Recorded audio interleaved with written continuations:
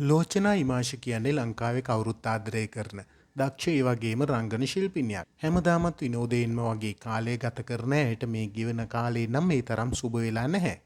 මොකද ඇයට ඇතිවුණු අසනීප තත්ත්වයක් නිසා ලෝචනා රෝහල්ගත වෙලා ඉන්නේ. ඔන්න ඉතින් ඒ වෙලාවේ හැමදාමත් ඇය ළඟින් ඉන්න පවුලේ අය වගේම මිතුරු මිත්‍රයොනුත් ඇයව බලන්න ඉන්න අමතක කරලා නැහැ.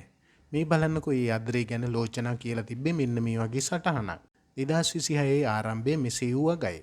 එසේ මෙසේ කෙසේ වුවත් යාළුවෝ කොහොමත් මෙසේමයි. මුන් මරණාසන්න වෙලා ලෙඩක ඇඳක වැටිලා හිටියත් මුන් ඇවිත් ආතල් ගන්නවා. බෙහෙත් වගේම සුව වෙන්න ආදරේ කරුණාව ඕනෙමයි.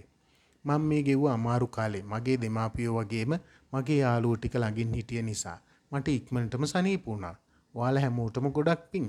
ඉතින් රටම ආදරය කරන මේ ආදරණීය සුරූපී රංගන ශිල්පිනියට ඉක්මන් සුවය ලැබෙන්න කියලා අපිත් ප්‍රාර්ථනා කරනවා.